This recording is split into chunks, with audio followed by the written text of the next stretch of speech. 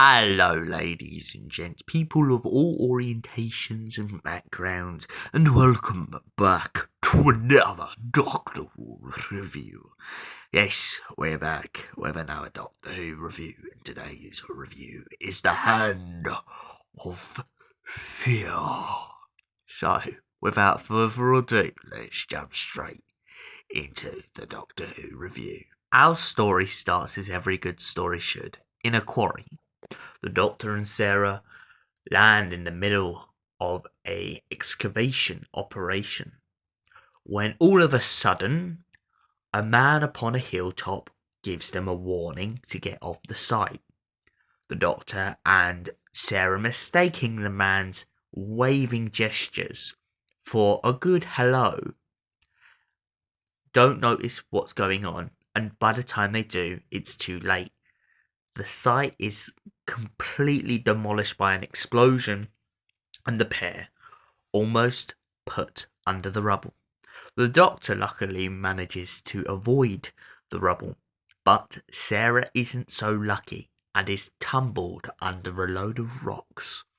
The Doctor and the people on the site do their best to locate Sarah and remove her from the rubble.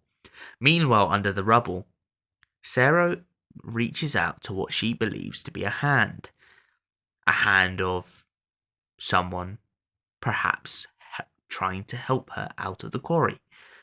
But this doesn't seem to be the case. When she reaches for the hand, she soon realizes that it is no ordinary hand, it is a hand of stone. And the stone isn't real, so she chucks the rock. As they remove her from the rubble, they soon learn that she has become unconscious from all her time under the rocks. And by the time she reaches the hospital, she has the hand and she seems to want to grip onto it, not letting it go for anything. The Doctor at first shrugs it off and goes to investigate some strange going-ons, when all of a sudden their paths begin to diverge once again, but not exactly in the way that they would want. The Doctor and another doctor at the hospital decide to analyze the molecule structure of the hand to find out exactly where it came from and what it is.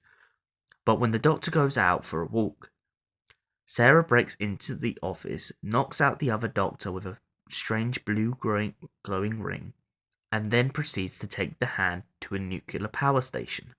The hand seems to be using the nuclear power to regenerate itself back into its original form.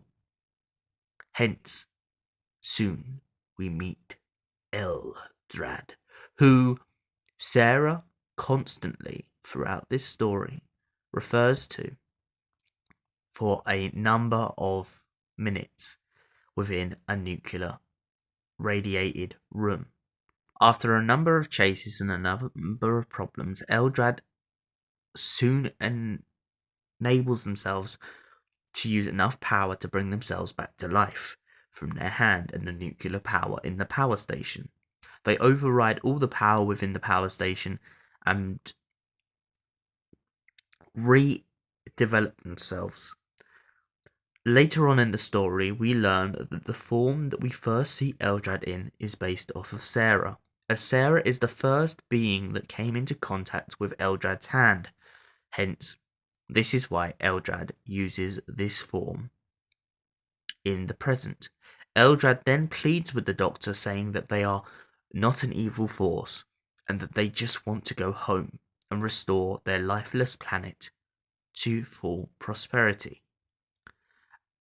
As the story develops, the Doctor and Eldrad are put at a conflict within the rings, as on one hand, although Eldrad is saying that they want to go home and restore their planet, their motions for encouraging the Doctor to take them back aren't very convincing.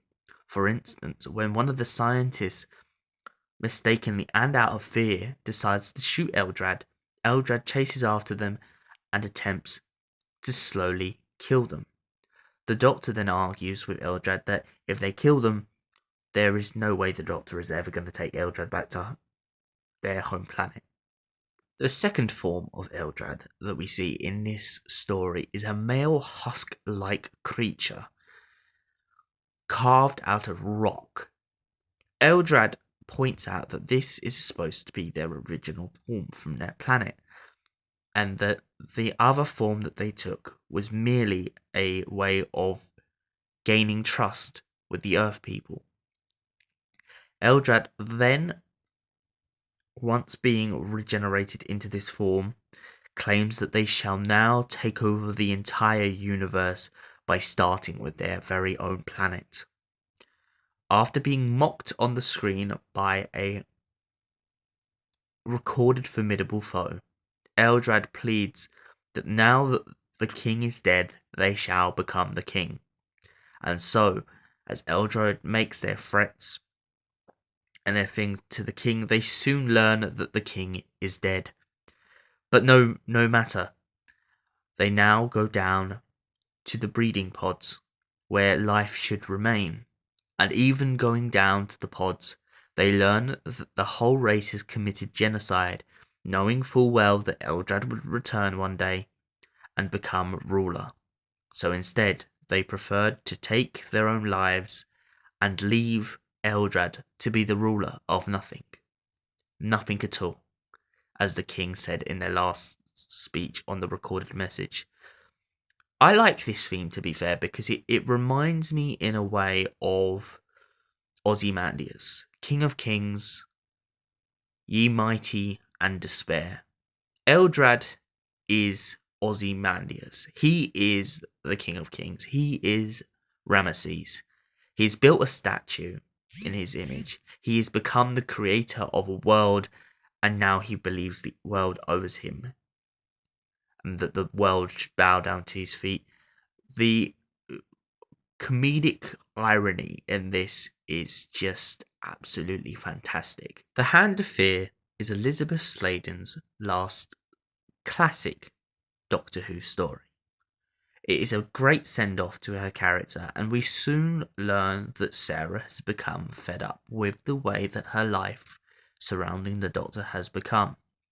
She goes day after day, chasing monsters and adventuring off to far-off worlds, alongside being hypnotized by many different creatures, and even, sometimes, the Doctor. Her love for the Doctor is eternal, but still she feels like she needs to go back to a life on Earth. So, in a scene of frustration that we see at the very end of the episode, she walks off in a hump and grabs her bits, and starts waiting for the Doctor to send her home. Meanwhile, whilst this happens, the Doctor gets a message from Gallifrey, telling him that he must return as his solemn duty to the Time Lords. The Doctor agrees and complies to this, and when Sarah returns to the control room, he says, "I've got to send you home, Sarah." And Sarah looks at him puzzled. She jokes that she was only joking about leaving. "I'm a Time Lord. I must go back. It's my duty," he says to her. And so the pair part. The Doctor lands in what seemingly is supposed to be South Croydon. But we soon learn in a later episode in the modern series, it was Aberdeen. Sarah goes off back to having a normal life, and the Doctor takes off for another adventure back through time and space. So, ladies and gents, boys and girls, people of all orientations and sexualities, what is my score for this story? Well, I'll be honest, I was very confused at first, the first time I tried to watch this story. I didn't fully get the plot, but now that I've watched back over it, and I have a deeper, proper understanding of the story, I've got to say, this is a solid 8 out of 10.